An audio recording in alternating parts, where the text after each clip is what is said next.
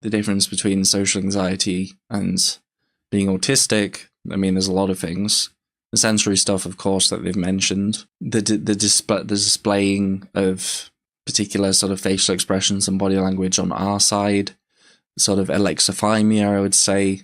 Being able to identify how you feel about stuff and sort of self-advocate yourself in the moment. Whereas on the social anxiety side, it would be knowing what you want and knowing how you feel, but not feeling the confidence to be able to express it. Are you just an introvert, or are you actually autistic? Very interesting line of thought, as you can imagine, coming from the thought spots. I suppose it can be a core aspect for a lot of people, but for some people, they think that if you are a little bit introverted, then you're a little bit autistic. I don't particularly agree with that. So what are the differences between being a shy, introverted person and being autistic?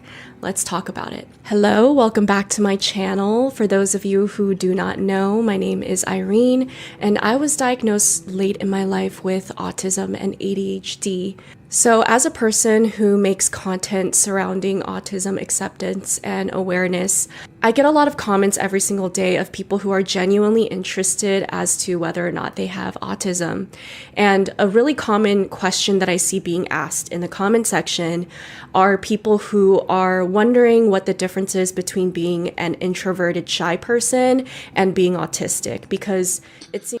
I mean, my first thoughts are that, it's not... I think there is a tendency of autistic people to err on the side of being a bit more introverted. But I definitely come across people who are very, very extroverted and are also autistic. A few people in my life, few friends. And I would probably describe myself as being somewhat in the middle. Seems like a lot of the autistic traits that I commonly talk about are also experiences and symptoms that other introverted shy people also have. Before I get into talking about the similarities and differences between these two, I want to first highlight that it is totally possible for someone to have attributes of autism, attributes of ADHD without having autism or ADHD itself. I feel like people are so polarized nowadays. They have a hard time conceptualizing that life is not black and white. Life is very gray. Yes. I think a lot of the times comments that I see... Yeah, I think that's one of the difficulties, particularly about autism. I mean, I made a whole video on how difficult it is to actually talk about autism in a way that sort of appeals to every single person and their sort of perceptions on what autism is. It's a very, very complex thing, and there's a lot of individual variation which goes into it. There's a lot of different lenses that you can take. You can either kind of say everyone's just very, very different, or you can say that there's sort of set sort of characteristics that every single autistic person has, or has to a 99% degree or such. And depending on the person, they will have varying ideas on how much they sort of swing one side to the other. I think one of the difficulties from being to sort of having that sort of variability mindset is that you're kind of, it's very difficult to talk about autism if you don't have some sort of set characteristics or things to talk about. But on the other side, if you go too much towards that kind of, this is autism and you have to fit into all of these boxes to be autistic, you risk sort of alienated to to be honest, a pretty hefty amount of people. Not every single autistic person based on the diagnostic criteria is going to have all of those diagnostic criteria sort of filled, sort of ticked. It's not how diagnosis works. I just found it odd that introversion was seen as shy. I'm introverted, but not shy. Yeah, I see that too, 100%. Bree says, I'm not shy, but super introverted. I have social hangovers that last a long time and no social battery. My husband is autistic and not shy. He talks to everybody. Yeah, I mean, I'm kind of the same. I'll talk to people. Usually if people approach me and want to talk to me first, because I don't always have that sort of internal sense of need or desire to socialize with people all the time. But I definitely do have it. It's just not always apparent, I think it's kind of a bit different as well because, streaming, although it's not person to person, social interaction, you are still sort of talking and interacting with people, I suppose. So that's definitely going to eat up into your social battery, I believe. As well are people who try to tell me that I cannot be autistic or I can't have ADHD. I'm just a traumatized person. I just have anxiety. And every time I see comments like that, not only do I just block that person because I don't need ignorant people like that in the comment section, but I also think to myself how sad it is that someone is just kind of viewing life through that keyhole. Because they're right. I do have anxiety. I do have PTSD, but that doesn't mean that I can't also have ADHD and autism. Yeah. I feel like people, please, if you're watching this, try to open yourself up, expand your mind a little bit more to the possibilities, and understand that you as a person, as a human being, and other people, we are a lot more complicated than it seems. And when it comes down to it, yes, having answers as to diagnoses and labels could be very comforting, could be very validating, but at the end of the day, you are a person, and understanding yourself and who you are can be done outside of these set in stone labels. As I try to explain the differences between being an introvert and being autistic, I want you guys to understand that a lot of autistic individuals end up becoming or are naturally introverts. Yes. Because that is just a result of being a sensitive person. And when I say sensitive, I'll let it talking continue. Necessarily about emotions. I'm talking about objective, neurological. You process a lot of sensory input a lot more intensely than an average person. Yeah. I think in general, there is some trends in like hypersensitivity, particularly like sensory-wise, that are particular trends. But I also know some people who really do not have any of those hypersensitivities. And in fact, in some senses, are even hyposensitive. I think, again, like that emoji's gonna come in clutch in this situation. In general, is the key term to use in this situation. I'm starting to see that hyperactivity, which I like, is hugely important experience to many autistic people and should be necessary. I think it's a little bit more. Thanks, Jeffrey. I think it's a little bit more related to the ADHD side of things, but the majority, I think a large proportion of autistic people, a large proportion of people are ADHD, you know? So you got to keep that in mind as well. I do not experience hyperactivity. It's very rare for me. But perhaps for ADHDers or people sort of who are diagnosed ADHD, they perhaps might have that experience. So when I say sensitive, it's sensitivities to things like lights, smells, textures, touch. That affects all these other aspects of your life in very intense ways, which is why it's considered a disorder, because it could genuinely get in the way of your functioning in society and in your own life. It's not just, oh, the music is really loud right now. It's the music is so overwhelming that I can't process what my friend is saying to me. I feel so overwhelmed and overstimulated that I might be holding back on a panic attack this whole time. I can't seem to eat my food because I'm so overstimulated and it's affecting my appetite. That is just generally a little difference between autism and just being maybe a sensitive introverted. Oh yeah, totally. Like totally the sensory aspects are very, very apparent.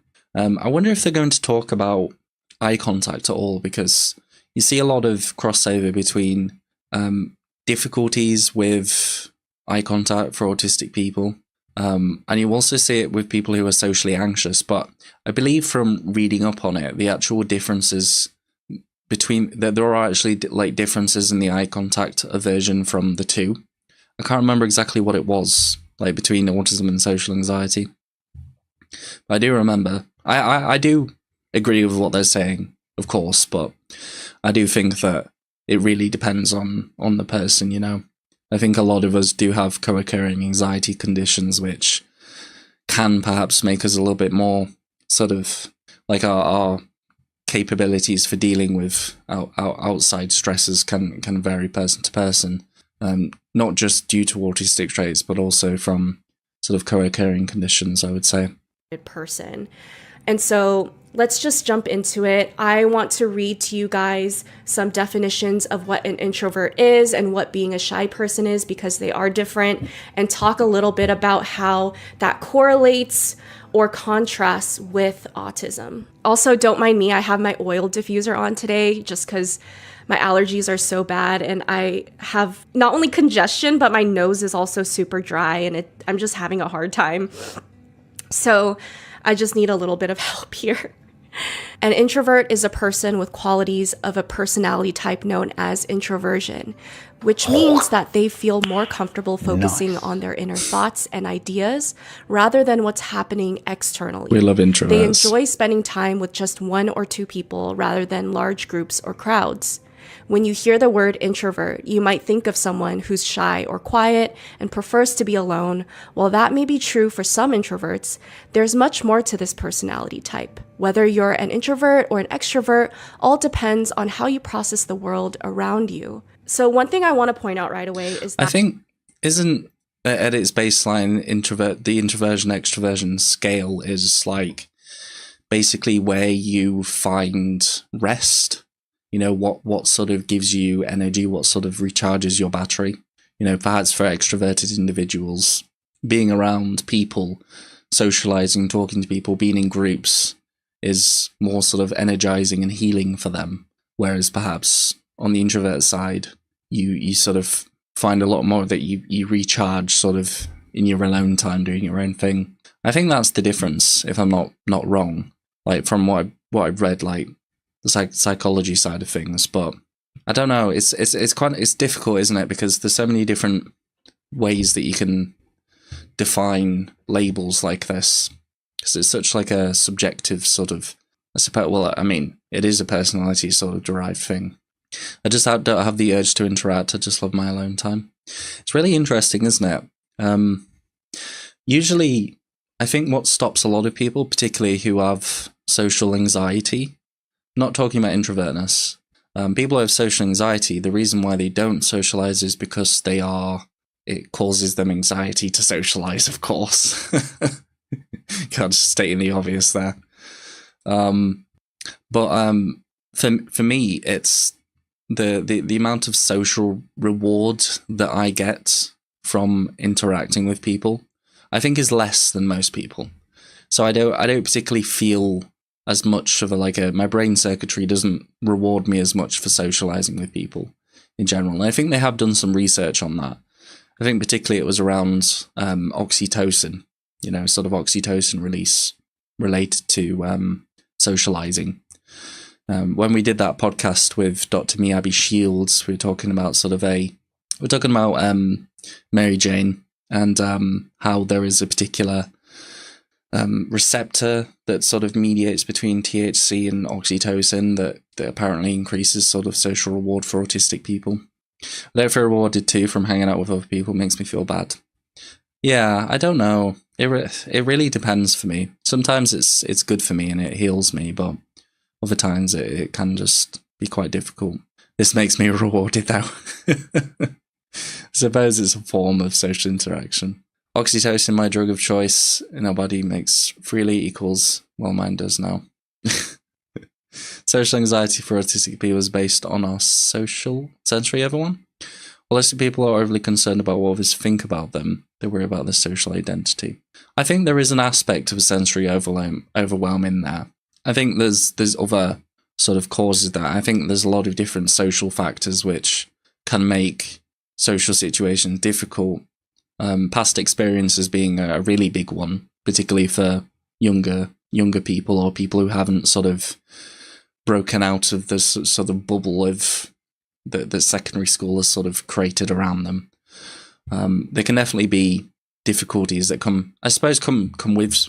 I suppose you could say they're autistic and they have social anxiety, because it's not like, you know, it's not like you can separate out the two, you know. In that case, like, you know, as in, sorry, reword that. You can be both autistic and have social anxiety, you know. Can't remember what I was going to say. It'll come to me probably when I start the video again. that autism is not necessarily correlated with whether you're an introvert or extrovert. You have the possibility of being either or. Not all autistic people are introverted people. There are a lot of autistic people who are extroverts. I want to bring up the topic of... I'm pretty sure that there is some kind of sort of movement towards the introversion side of things. I think there is a correlation, but that's not saying that we can't be extroverts, rather. I get that, Tommy. It's more about the cost of socializing, being burnt out later, rather than what I was saying. Oh, yeah, that's what I was going to talk about. Thank you for jogging my memory again. Yeah, the sensory aspects of socializing is very, very apparent. That is a definite contributor, but you also got to consider how masking interplays with that. So you've got all of these sort of cognitive processes that are going on, trying to read other people's body language, trying to express body language that they understand sort of indirectly. There's definitely that aspect to that, which can sort of increase the amount of sort of like cognitive load that someone has, the amount of things that they have to think about. You don't just have to pay attention to the conversation and what they're saying. You also have to pay attention to all of these other things and monitor yourself and change yourself, you know. I think as well, so social wise, sort of, I suppose it does come under masking, but if you can imagine things like eye contact, don't know if you guys have ever tried to mask your eye contact, but it's particularly quite difficult. You know, if you're not paying attention to it, you're either going to be staring off into the side for a large periods of time, or you're going to be looking directly into their eyes the entire time. There's no sort of in between, unless you think about it and you adjust it, sort of while you're actually speaking to someone. But then again, like there's that cognitive load that you experience. That's like me, Tommy. Oh, you're not talking to me. I thought you were talking to me. Oh, my brother calls me Tommy. I call him Sammy. Yeah, I think there's a lot of different aspects to sort of how overstimulating a social conversation can be. You know, exponentially increasing the amount of like effort that you need to expend if you are talking to large amounts of people. You know, if you're trying to monitor every single person and sort of cognitively try and understand it, it's not like this kind of natural thing that we sort of learn through life growing up, being socialized like autistic people might be able to do. We do actually have to think about it. Of nature versus nurture. And for you guys watching and wondering whether or not you're autistic, I want you to think back to the type of kid you were when you were a child and what that type of personality was. Jesus freaking Christ. I swear, I live in a place where airplanes are flying all the time, and it's so frustrating. I want you guys to think about what your personality type was like when you were a child and before society and your family had an influence on who you should be. Were you naturally an extroverted child? I think it was around about the same, to be honest. I think it was kind of in the middle. Or were you naturally an introverted child?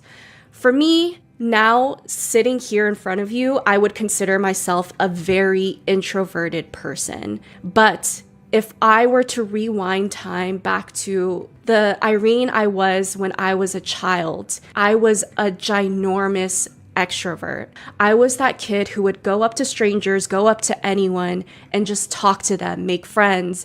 I would never be afraid of what I was going to say and how it would affect people. And that could be good and that could be bad, right? I would make new friends really quickly. I would oftentimes make people feel so accepted and so open to being themselves around me. But at the same time, I didn't know how to filter myself. I didn't know what was appropriate. A lot of the times that would rub people the wrong way. And so I would be shamed for it, right? As time went on and as I started to be reprimanded more and more for my extroverted personality because I was told it was inappropriate, I learned how to hide myself. I learned how to not be my natural self, ignore my natural instincts, ignore my natural needs, and how I naturally felt drawn to socialize.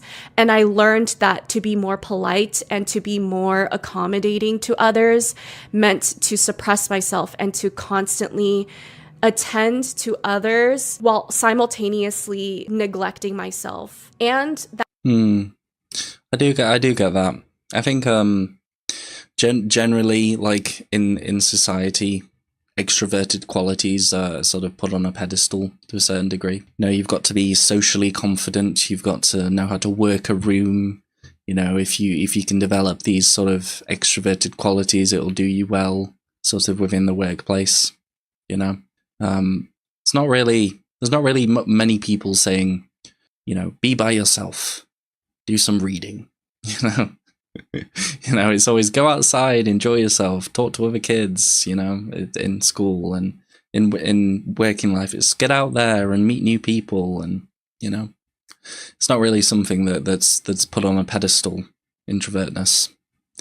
Although I think it can be a good personality trait depending on what kind of workplace you're in. It's not really something that you can change, I don't think. You can definitely reduce social anxiety. I don't know if you can change if you're introverted or extroverted, though.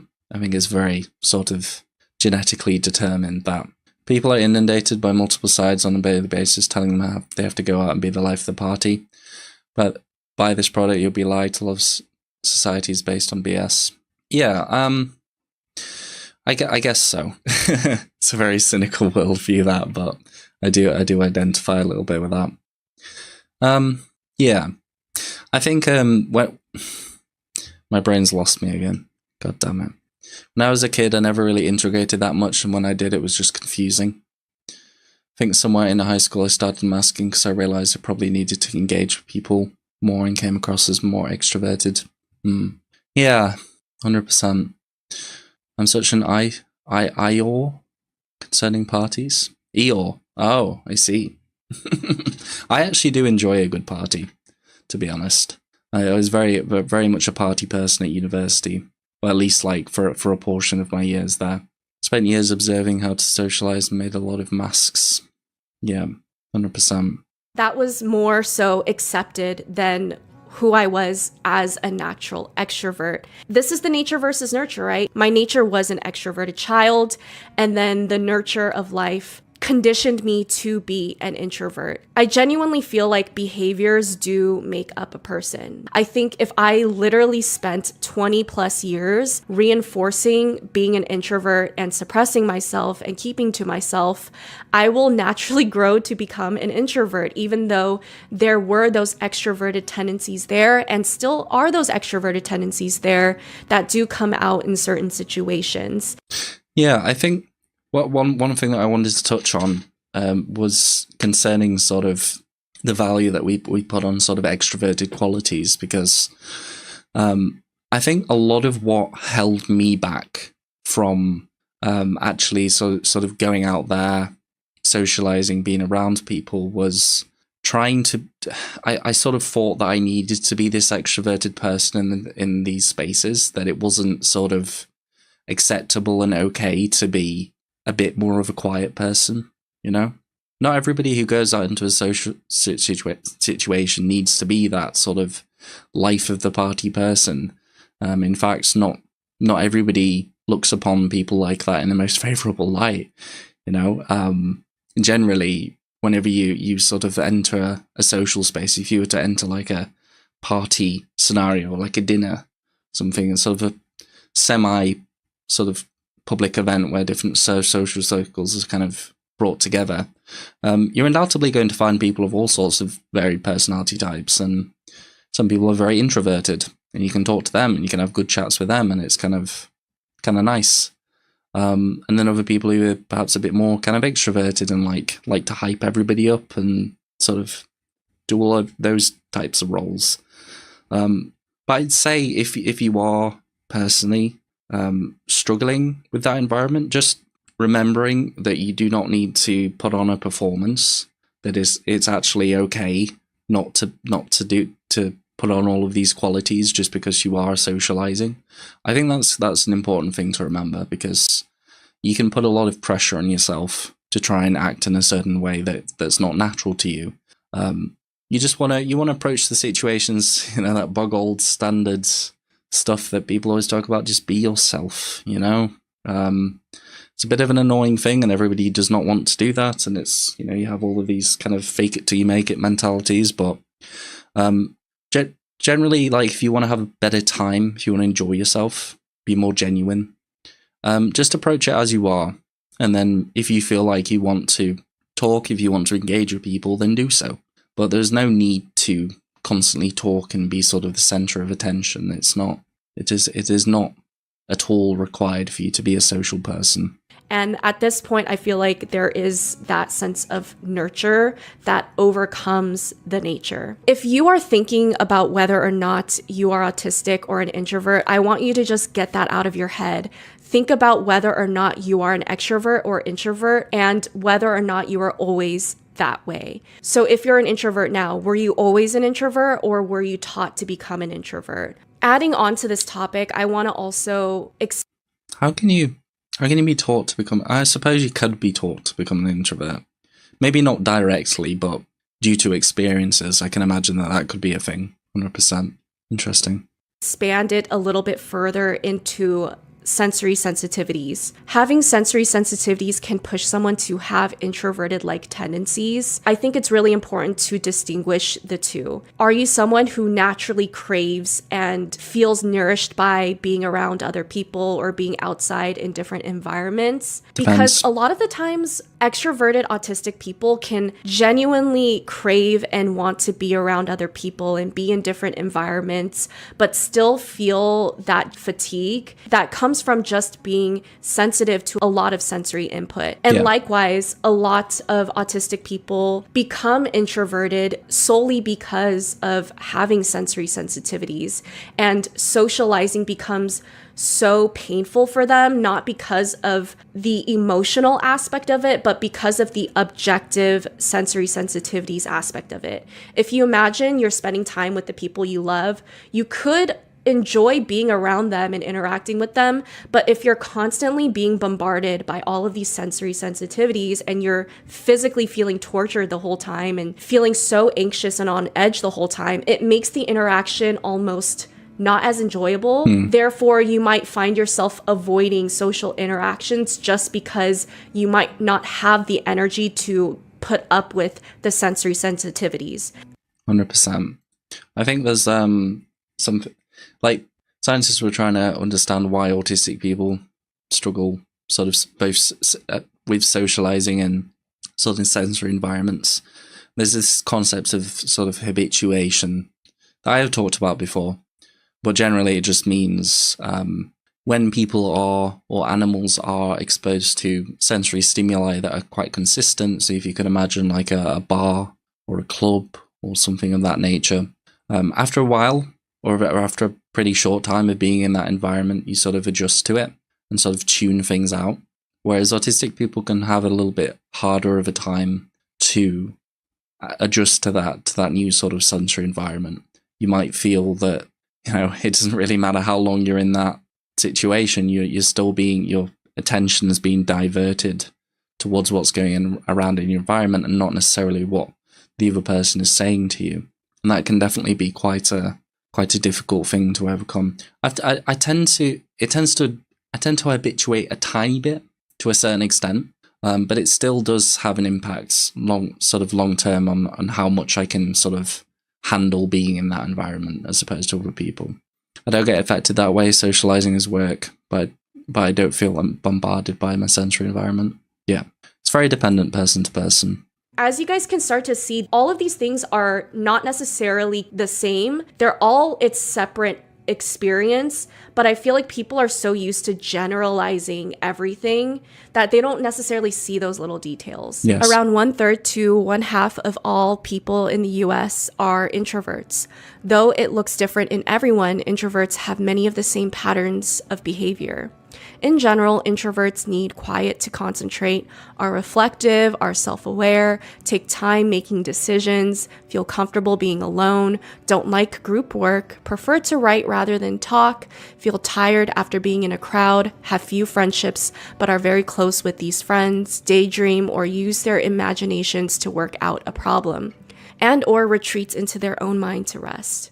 So as I read a lot of these signs of introversion, I could already identify a lot of autistic people having these attributes as well. 100%. Which is why I think a lot of people are genuinely confused as to whether or not they're an introvert or autistic. I also think that when it comes to giving signs of introvertness, like I don't know. I mean, even when it comes to sort of the proportion of people who are introverted, I'm pretty sure that the majority of people are introverts. I think extroversion is relatively more rare.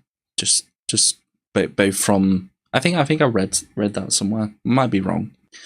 But yeah, I mean, all of those things, they sound like real positives.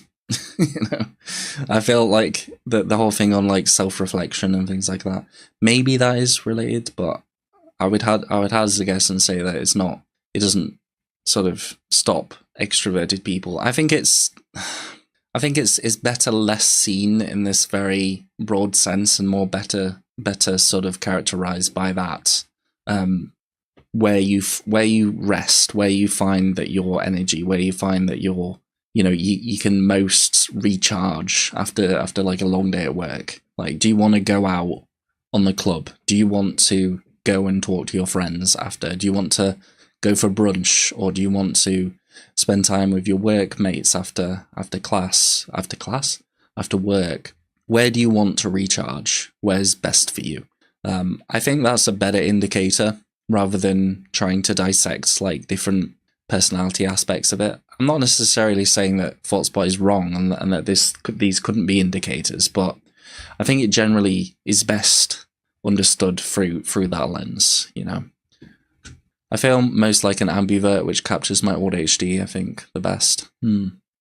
Yeah, I mean, there's so many different other factors. I mean, introvert, extrovert, it's kind of just a very broad characterization of how much you tend to want to be around other human beings, which obviously there are so many variables in that: personality, upbringing, environment.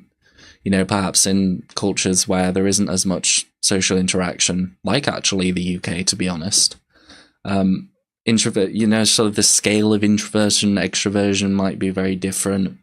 You go to somewhere that, like the US, as I've heard other British people go to the US, they tend to be a lot more extroverted in sort of their culture. Just from what I've seen, I don't think every single person, but compared to the UK, so there's so many factors involved in that, So yeah, exactly. So some people, it depends on the mood. So you're an ambivert. Sometimes you want to socialize with people, sometimes you don't. I suppose like you could have conversation about what's the what category you find yourself in the most, which give you an idea. Autistic. I think when it comes down to figuring out whether or not you are either or you're both, it's important to understand the why behind your traits, right? Are you a person that needs quiet to concentrate, feels comfortable being alone, feels tired after being in a crowd because of your sensory sensitivities as an autistic person? Or are you that way because that is naturally the type of person you are and were throughout your life? It's a preference. That's a big difference, right? Preference versus accommodation. I think a lot of these attributes for introverts, it's just a simple preference. And for a lot of yeah, exactly. But even when it comes like bringing in the aspects of focus, I don't necessarily think that's like an introvert extrovert thing, because like you bring in the concepts of monotropism and polytropism, like your certain sort of specific attention style, your specific focus style, and it's it doesn't matter if you're extrovert or introvert. You'll just want to, if you're monotropic, you probably want to be in somewhere that you're not around people constantly who are talking and distracting you and such, Autistic people could be an accommodation because of the autistic symptoms. And likewise, are you reflective or self-aware because that is how you naturally tend to be?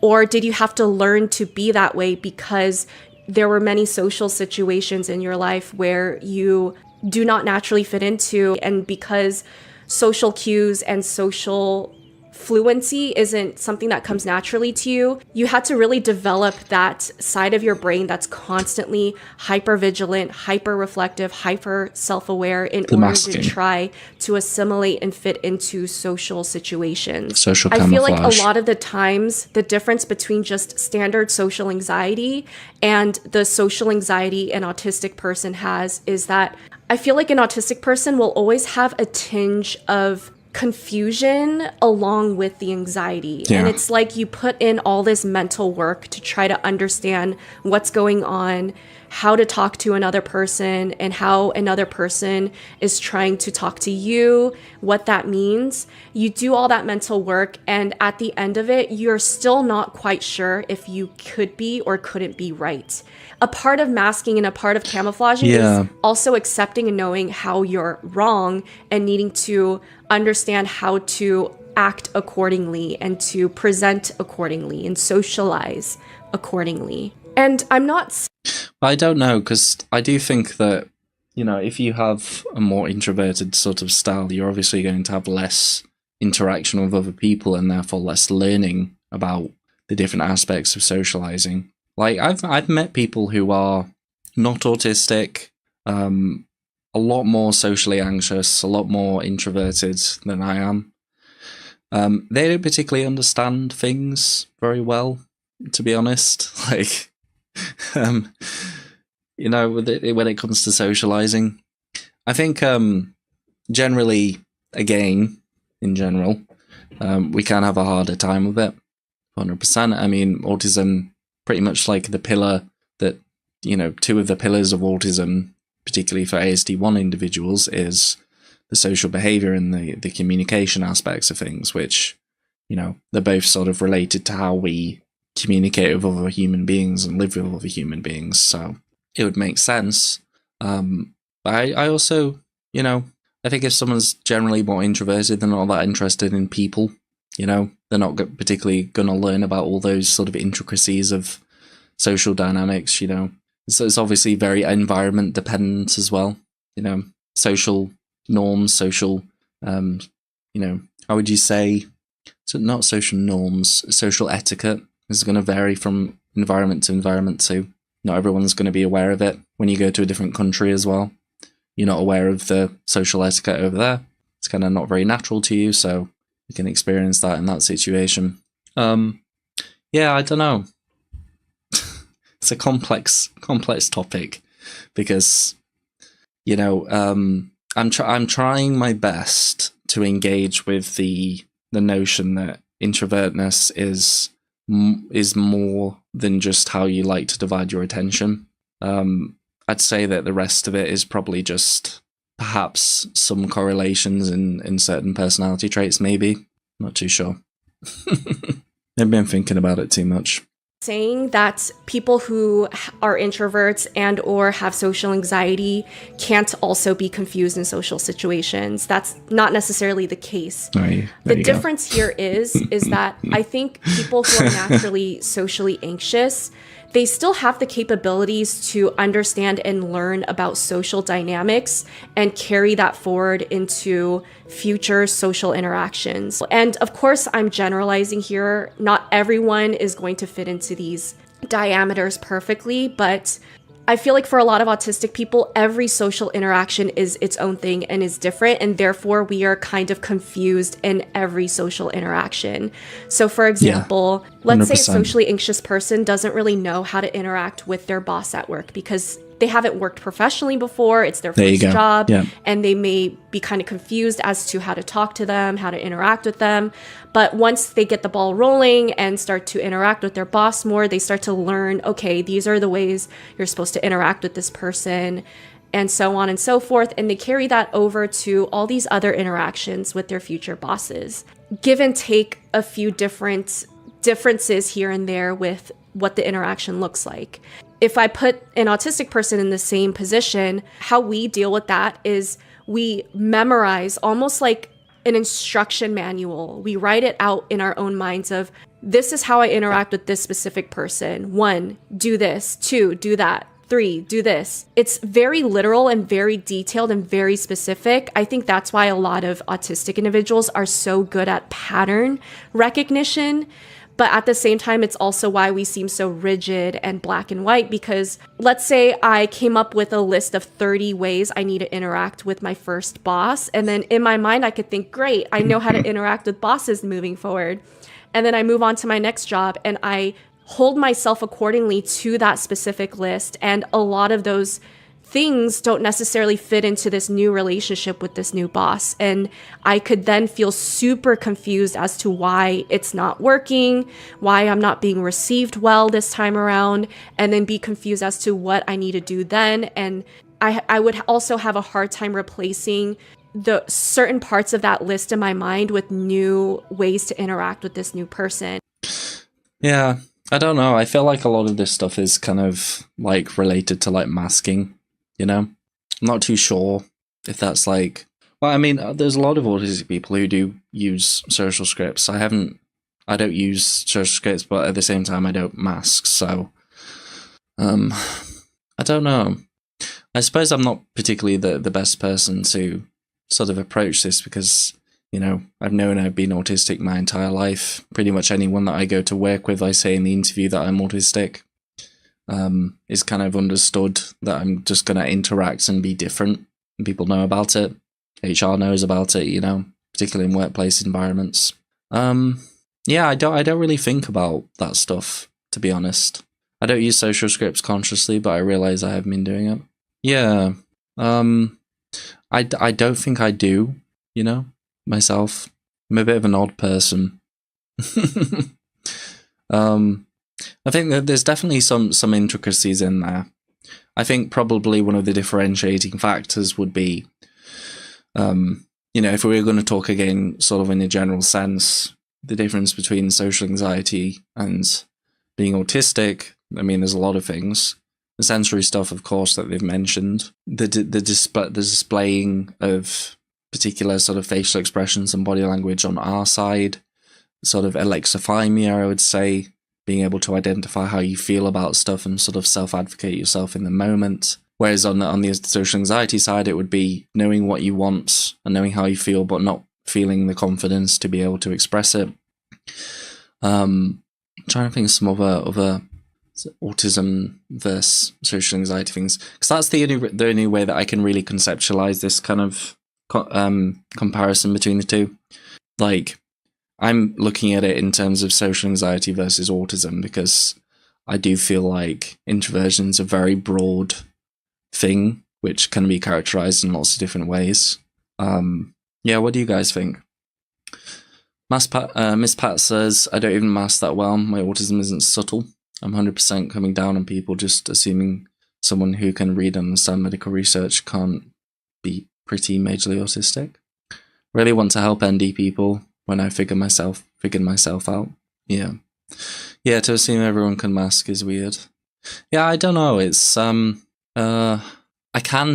definitely can mask. It wasn't a natural thing that I developed, and I think there has been some research looking into, you know, AFAB individuals.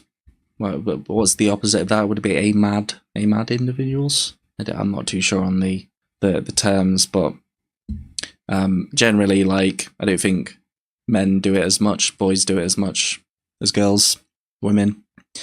I did it, but it was like a conscious thing. So I learned from people how to do it. It wasn't like something that I just did. You are masking when you have presentations, right, Thomas? I don't think I'm masking. I'm changing my outwards presentation, yeah, but I'm not masking my autistic traits, you know. Generally, I'll tend to be a bit more presenter-ish, but that's just kind of a sort of just a variation that happens when you're trying to deliver content, I suppose, as opposed to stream. I was never good at masking. Interesting, Sarah.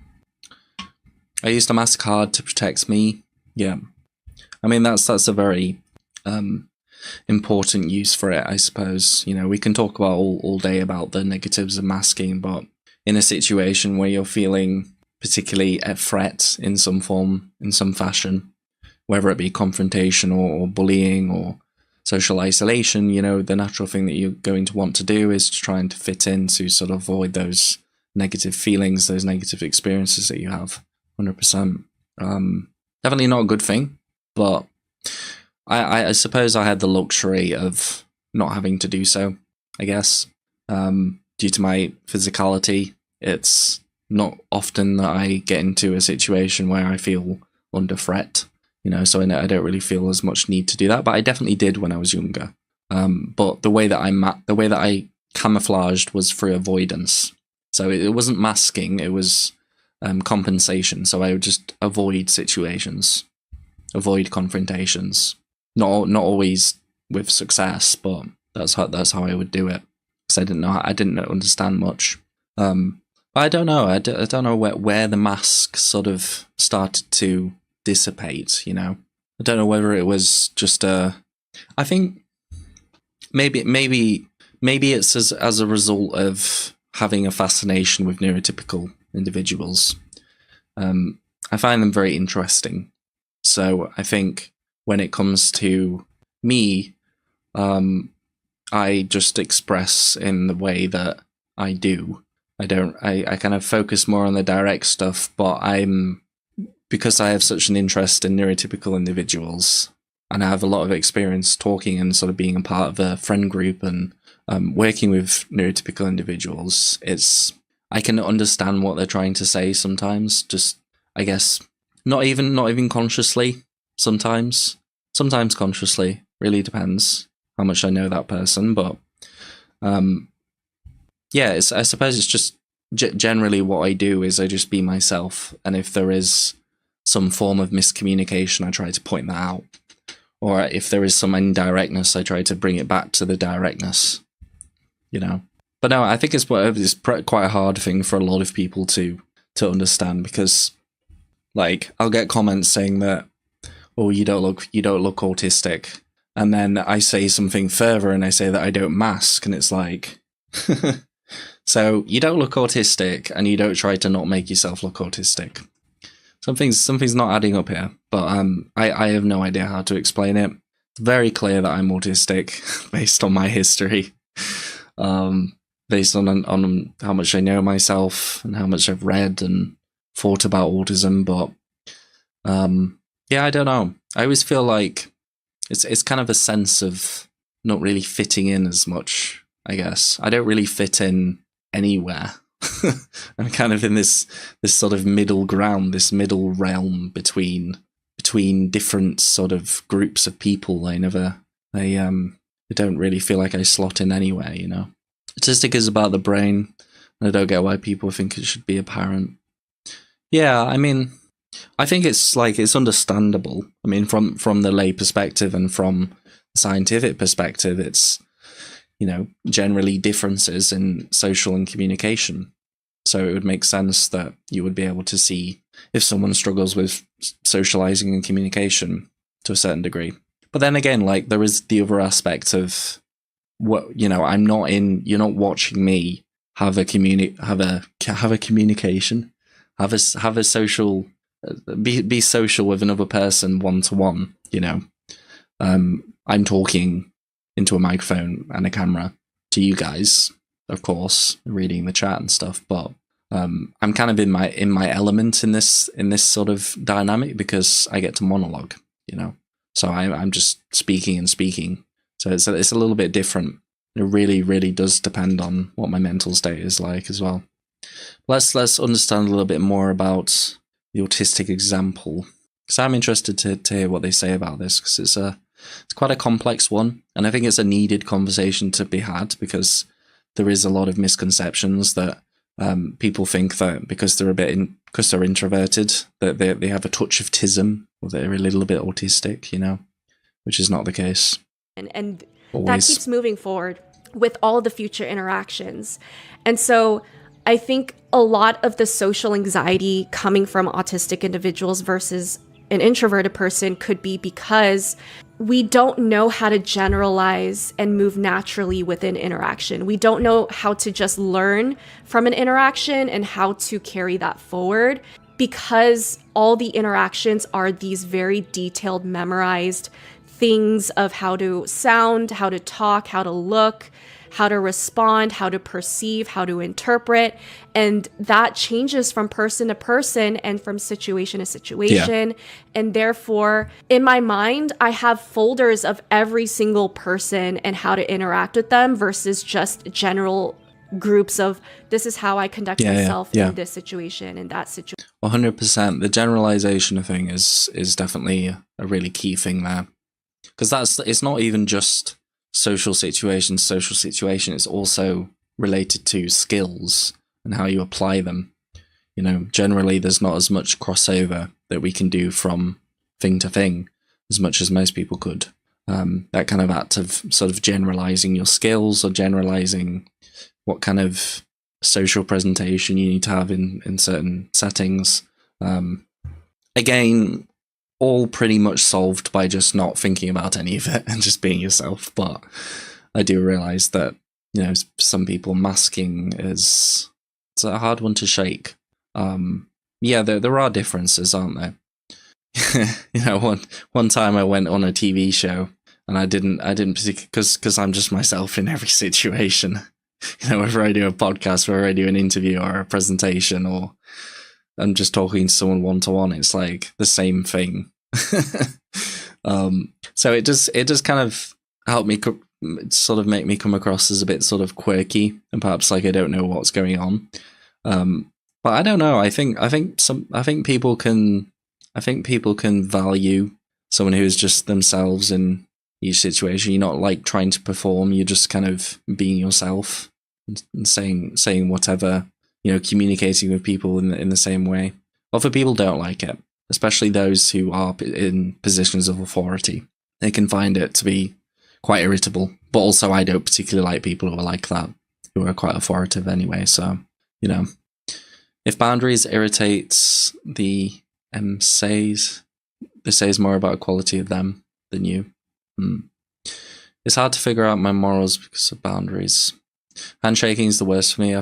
It feels so intimidating for me, especially when I'm expected to shake with a strong grip to show whatever the hell it means socially. Nah, just give them the loosest grip ever. Just give them the right, just flaccid grip. So if you have someone like that, just, you know, you feel a little bit of squeeze going on, just go like that. Just like drop your hand, you know. show them who's boss by just, you know. And if someone is sort of showing their grip strength by like grabbing your hand and just shaking it, just laugh it off. Just be like, just like, usually if someone does that, I just go, thanks for that. Like, you know, you really showed me how strong and it was like, I think it's mostly guys who do it. Strong and masculine you are for doing so. My God. Can you imagine?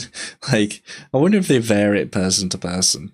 Like maybe perhaps take it as a compliment if someone wants to shake your hand very, very aggressively.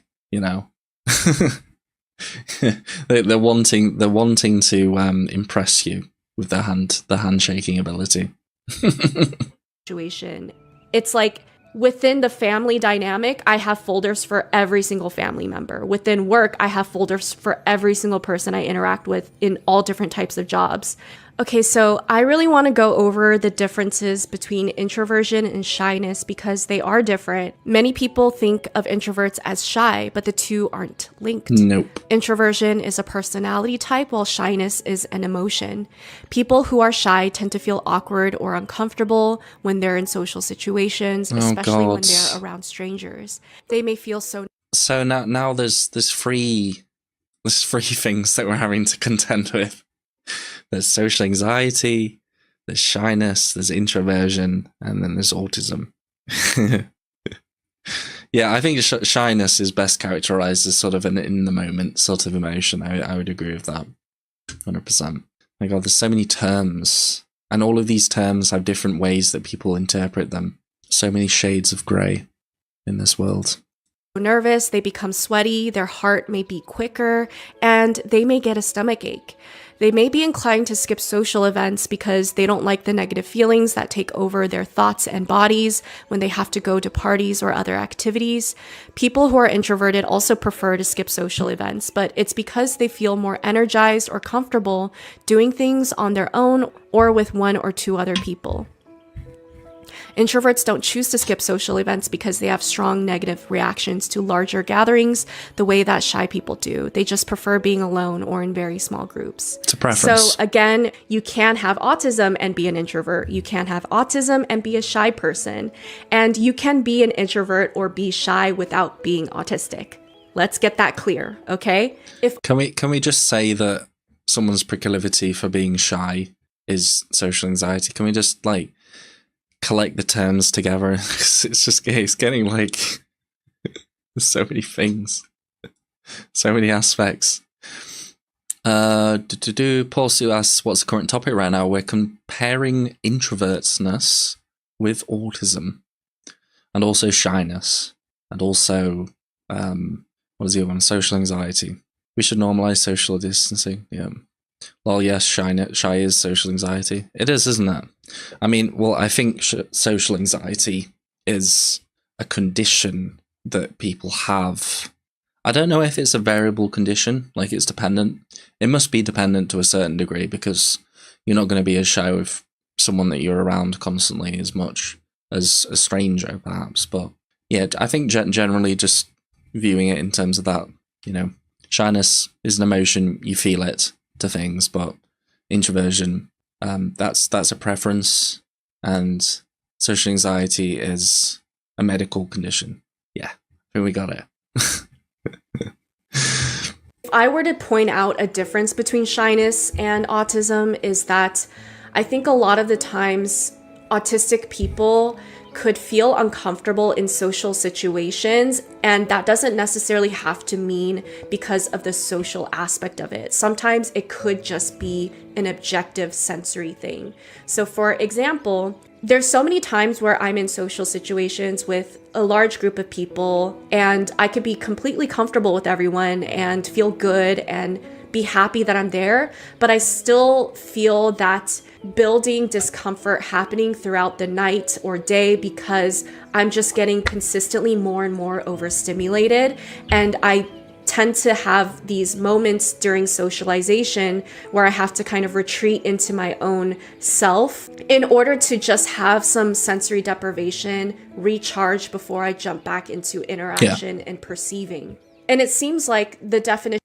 But I don't think that could just be I think generally when you need to recharge yourself, it's not just, you're not just recharging because it's sensory stuff or just recharging because it's social stuff. You're not trying to, you're just distancing yourself from things that you find overstimulating, you know?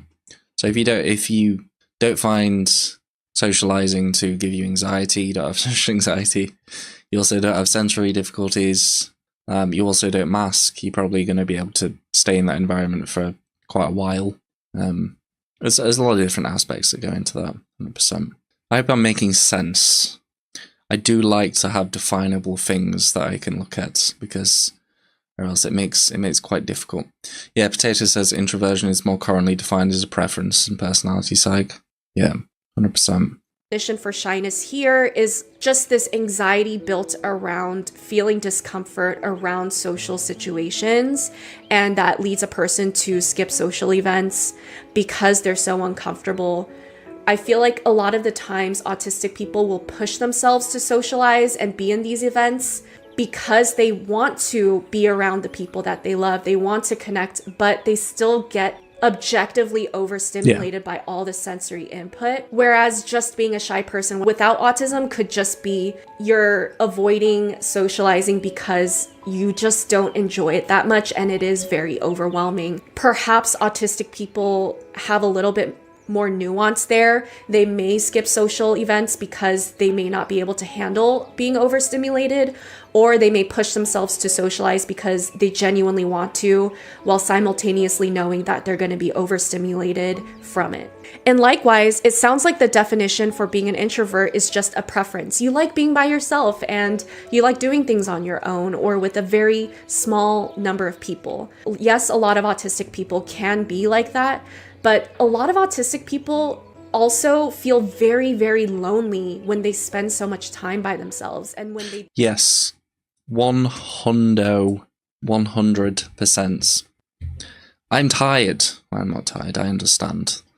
I'm tired of people telling me autistic people have not as much, that we don't have social needs, that we don't need to be around people. I used to have that sort of sense, but I really wasn't in tune with my own emotional state, and like it's it's a hard balance, isn't it? Because we are inherently the vast majority of human beings, not just talking about autistic people, have social requirements. We will feel worse if we are not around people. There are so many health factors which are related to loneliness, to isolation, and they're very, very apparent whether you are autistic or not. You do have some level of socializing that is good for you. For me, that's like probably 2 hours during the week helps, and then perhaps a bit more of a longer social thing for me on the weekend helps as well. Really depends, because sometimes I'll go to the gym and I'll see someone and I'll have a conversation with them, and I might need a little bit less. But for me, that is enough for me to help myself, because sometimes you do need that sort of that social reciprocity, not even just for the act of being around someone, but also the validation aspect of it as well. You know, it's I mean, validation in general is a very looked down upon thing, but that's quite a large component of like deep sort of social connection. You're expressing something, you're telling someone something either about what's happened, about yourself, about something that you enjoy, about what's it? I've already said something that you experience, about something that you feel, and you have other people validate you for feeling, and it feels good for someone to say, especially if you're depressed, for someone to say, that sounds awful. You say, it sounds like you're doing really badly, like emotion wise, it sounds like you're having a really hard time. Like generally people like to hear that, because like it's the whole toxic positivity stuff that we've talked about before. You know, if someone comes up to you and says, I'm going to use the example of depression. Someone comes up to you and says, I'm very, very depressed. I've been having all these dark thoughts. And someone says, oh, well, keep your chin up. You know, things aren't as bad as you think they are. You know, and people don't want to hear that, because although it's done with positive intention, you're sort of unintentionally gaslighting someone into changing, sort of questioning their own sort of experiences in life. You know, people want to hear to some degree that their emotions are valid. You know, the experiences that they're having is valid, because it really can have an impact on you. It might not even seem it. You might not even be able to pick up on it. But having conversations with people about things that you're finding hard, even if it's just little conversations here and there, it does a lot for you, for both processing it yourself, but also helping sort of move past things as well. When you sort of verbalize something into existence, something that you've been keeping in your head for such a long time, or something that's, you know, it kind of feels like you're trying to hide something, and you don't feel like you're being as genuine because you're not expressing what's on your brain, you know, what's on your mind. You know, you've got to get that out somehow, and if you don't, it's going to come out in other negative behaviors. It's going to come out as other feelings which might not be good for your specific circumstance. You know, like you're feeling sad. You don't want to express sadness. You don't want to open up and say, I'm feeling really horrible about this. So you get irritated with people. You get angry. You sort of get that energy out in that way. Not to say that anger is a bad emotion, but sort of being aggressive with people. That's what I'm sort of getting at. Or even anger itself, like actually speaking about why you're angry and actually doing something about your anger, which is productive to try and get you to a place where you're not angry. You know, so really speaking that stuff into existence, talking about it, and being with somebody who validates your experiences primarily is a good thing. Even if they're not giving you advice, it just helps you feel seen. Exactly, Layla. 100%. Hello, Autistic Autumn, and hello, Woodshed. How are you doing? Good vibes only is so icky. Yeah, I mean, it generally comes. I think people who have that mentality leave out a pretty key part of helping someone who is not feeling good, which is validating how they're feeling. You know, you've got to first meet someone where they actually, in the emotional state that they are actually in, for them to feel like you're actually hearing them. You know, you're not just trying to overwrite something quickly, because it generally just comes across as, don't bother talking to me about these feelings. They're not real. I don't want to admit that, you know, I do not want to see what you're feeling and admit that you're in that emotional state. Just be happy, just be positive. But it's not to say that that sort of injecting some positivity and some hope into people is not a good thing to do. But generally, like, if you want to help someone in any sort of emotional state, any extreme emotional state, you have to understand, you have to validate how they're feeling first for them to actually hear any of the advice that you give them. Because or else you're just not connecting with them at all, because you're just ignoring this part of them. Alex Fime is a real struggle, 100%. Sarah says, Thomas, you do a good job of Phil seeing in this community. Thank you.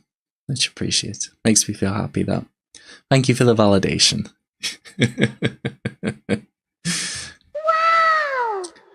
Wow! That sounded sarcastic. That wasn't meant to look or sound sarcastic. That was a genuine wow. I need to refine these buttons. I love it. I love it. Still sounds a bit sarcastic. What's a genuine a genuine button? Baba Booey.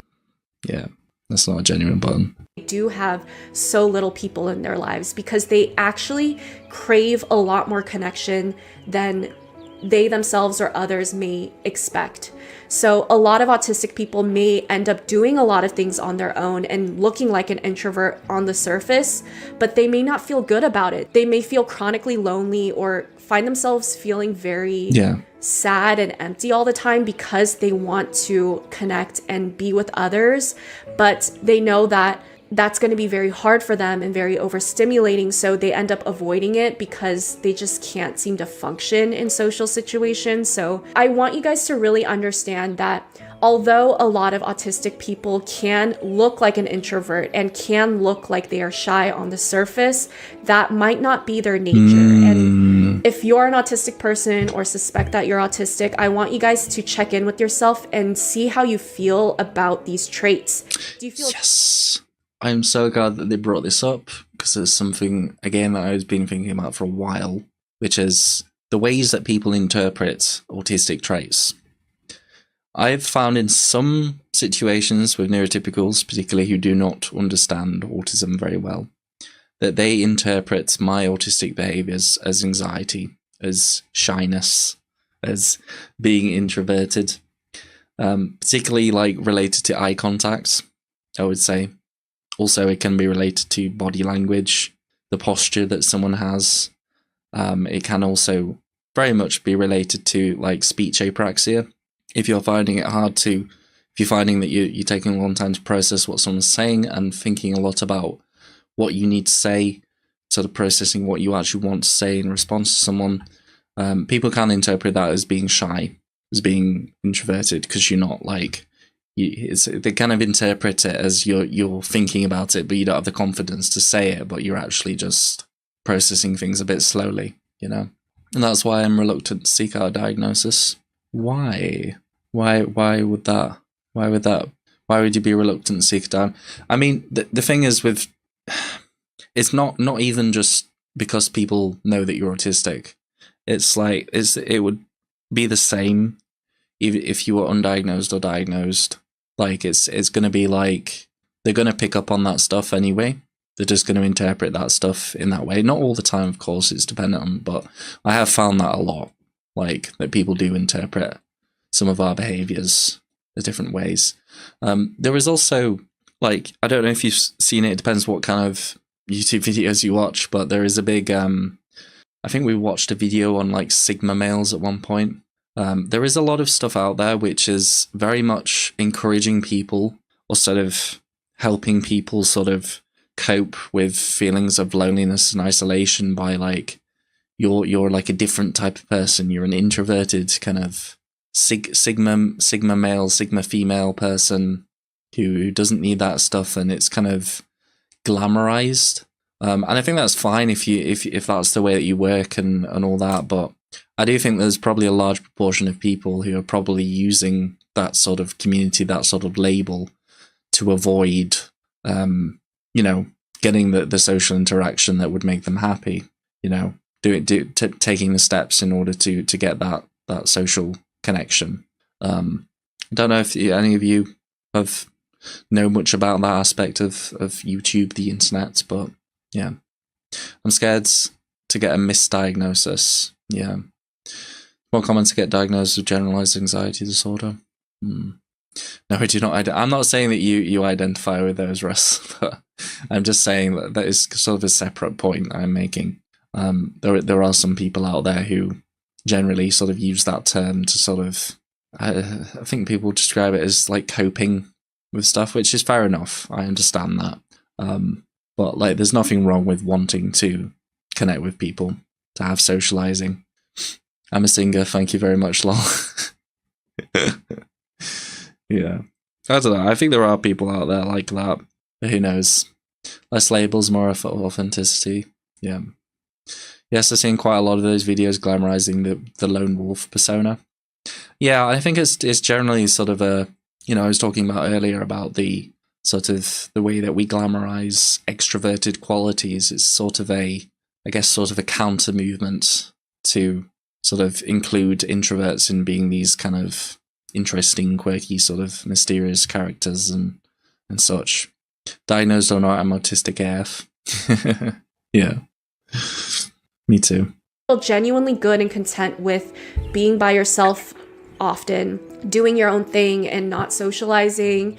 Or is that something that you genuinely feel dissatisfied about and find yourself craving to expand more and connect with others more, despite having that sensory overstimulation? I think it's also very important when differentiating between introversion and autism is to educate yourself on the symptoms of autism. 100%. The objective symptoms and the subjective experiences of being an autistic person. Ask yourselves, how many of these symptom criteria do you have? Are they coinciding with each other? And has it been consistent with you throughout your whole life? So if I were to come up with a visual metaphor, if it helps you to understand this, you could close your eyes and just try to imagine if introversion is a fish, right? I feel like autism is, yes, the fish, but it's also the pond. It's also the moss. It's also the shells in the water. It's also the sand. Autism is not just this one thing. Yes. It could be that one thing, but it's also everything else simultaneously existing with that one thing, which is the fish. And I think a lot of the times people who has that fish can also think that they're autistic because they're seeing autism through this keyhole and feeling like because they resonate with that little thing, they must have autism, when in reality, they may not have all of these other coexisting symptoms that go with that one attribute. Yes, 100%. Definitely. I mean, I think in general, looking even at the stats that the ThoughtSpot was putting out, which I think there's probably more introverts than that. It's more likely that you're not autistic if you're an introvert. Just going off the prevalence, Forgot to make my screen larger. Can't hear much because I have the washer drying tea kettle going.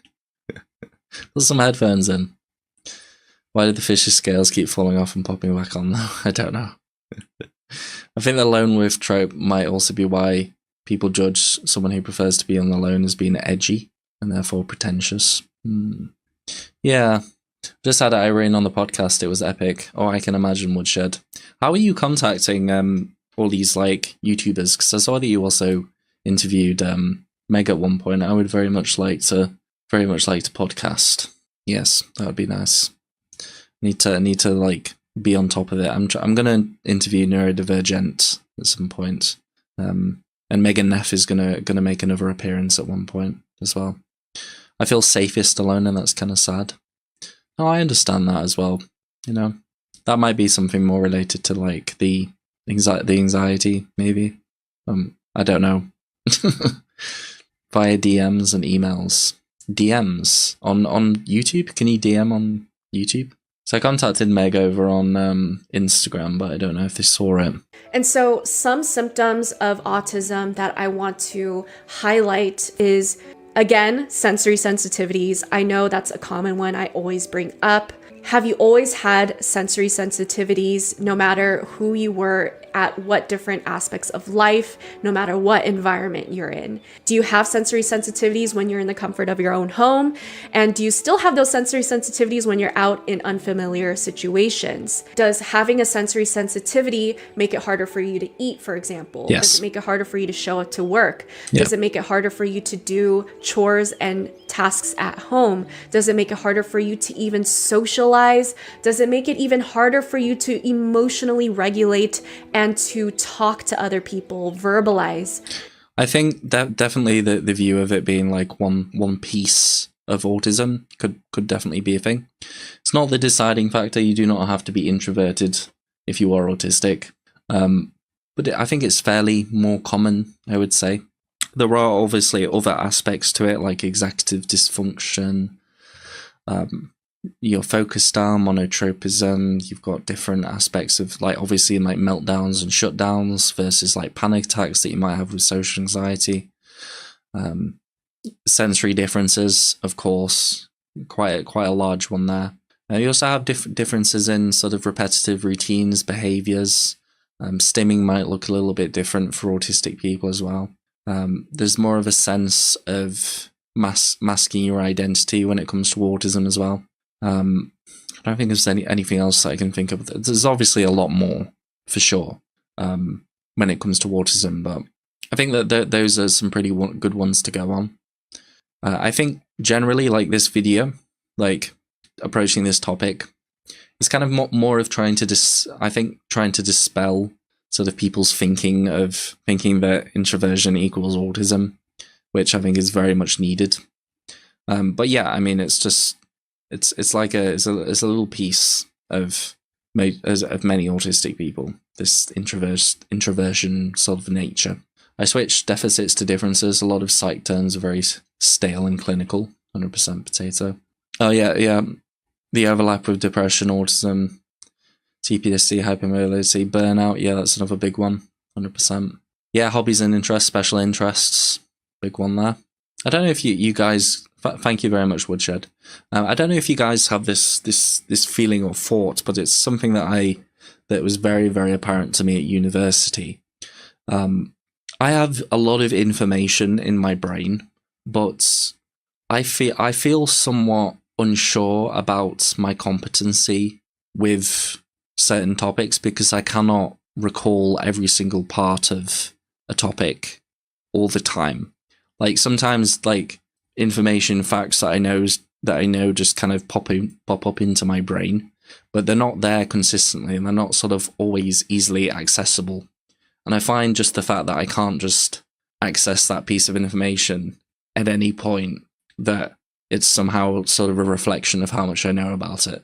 But when it actually comes down to it, it's like the whole thing with, like, doing these streams. Like, I see a video and I'm like, I could probably say like 2 or 3 things, but listening to someone else sort of talk about it, it kind of fires off in my brain different things that I've learned and different things that I've sort of thought about or experienced or felt, and that sort of helps me to sort of tease that information out of myself. But it's very frustrating, and it's very, like, it can be sometimes quite hard to, like, be confident in myself. But I think it's something that I've learned, especially when it comes to, like, public speaking and stuff and such. Like, there's always this kind of anxiety that you're not covering every single part or crevice of a certain thing when you're speaking about it, or you're not recalling everything that you know, and it's just kind of like, man, I wish I could just, like, open my brain up and just be like, I'm going to take these pieces of information out now. Yeah, I took a public speaking class in college. It helped a lot. Yeah, it's not even like, it's kind of counterintuitive, because really what you want to be doing when you are public speaking, when you are doing any sort of communication in that fashion, to not think about everything that you know beforehand. because you just stress yourself out because you think that you're going to forget it. And just having some like form of prompt up there, you know, does generally help. If you know something, you'll generally be able to talk about it if you have some form of a prompt. But it's just having the confidence in yourself that you'll be able to sort of get that out of your brain, you know. Difficult. It's frustrating when I can't recall uni stuff in the moment, but I can recall random ant facts whenever. Interesting. I'm like that with memory on what I know, and I second guess myself. I found that when doing Duolingo, I will immediately go on a word I second guessed, and I was right in the first place. Yeah, 100%. It's a difficult one, isn't it? Just a thought that I'm having. Interested if you guys have the similar experience. It's very frustrating at times.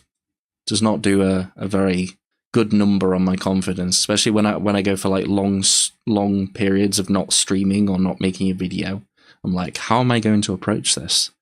But as soon as I start, and as soon as I have some form of a prompt, I'm off I go. You know, it's very bizarre. Your thoughts and emotions to other people. There's a difference between just being sensitive to some sensory things and having those sensory sensitivities actually impact your ability to function, right? Yeah. Another attribute is your rigidity to routines and also transitions. Having difficulty with transitions. Yeah. So oftentimes autistic individuals have a hard time transitioning, and this could be something as big as moving, changing jobs, to something as small as someone moving your cup from one area to another, and both feel just as distressing. I do not experience that.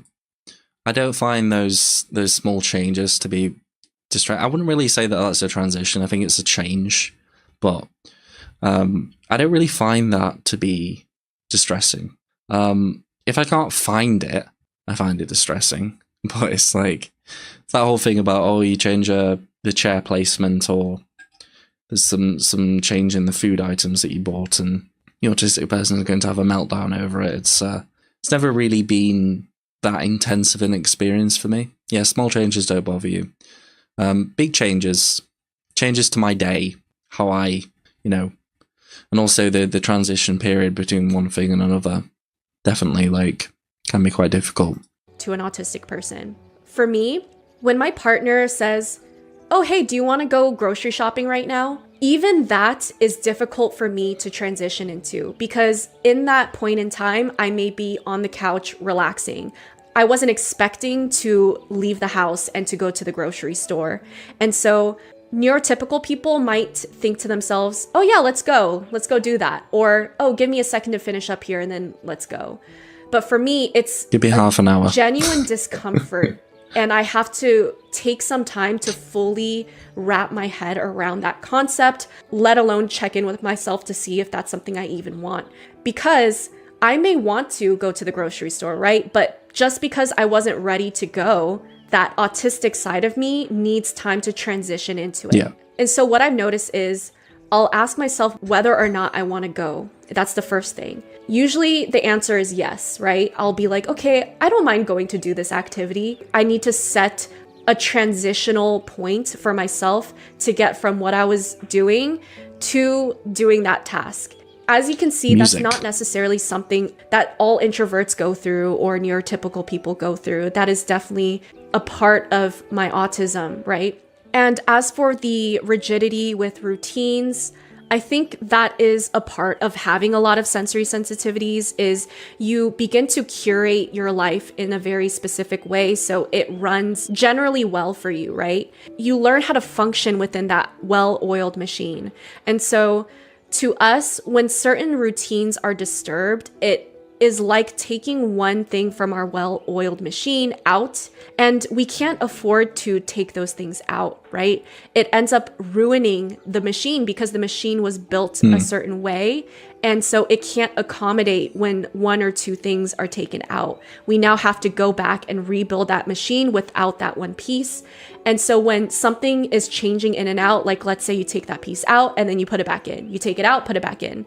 I feel like normally people just kind of roll with the punches, give or take. But with an autistic person, it's to an extreme point, right? For example, that piece that gets taken out of your machine could be something as little as me dog sitting for my brother. I literally helped my brother dog sit for only a week. I've dog sat her before. I didn't think it would be an issue. I thought it would just be easy because I already have a dog, right? So it should be easy to integrate her into my routine. But as I was dog sitting her, I found myself becoming so genuinely depressed, like physically depressed, emotionally depressed. And it wasn't for any reason but another piece added to my machine, and my machine wasn't built for that extra piece to be added. And so everything else in my life was now slowly falling into chaos and didn't have order because of this extra little piece. All of a sudden, my whole morning routine was out of whack. All of a sudden, I couldn't function at work throughout the whole day in a way that I usually could because I wasn't able to adhere to my morning routine. And then it would affect my sleep. And then day in and day out, it would just start getting worse and worse and worse as the week went on. This extends to other little things like me having extra potatoes that I bought to cook something, and I didn't use the potatoes for a long time and didn't intend on using it. And one day I come home and my roommate was like, hey, I saw these potatoes were sitting there for a long time. I went ahead and cooked them and ate them. Is that okay with you? I'll go buy you more if you still need them. And me having a shutdown because I wasn't ready for her to eat my potatoes and she didn't ask me if she could, and it just happened. And now the rest of my day, I'm just super anxious and distraught because of that.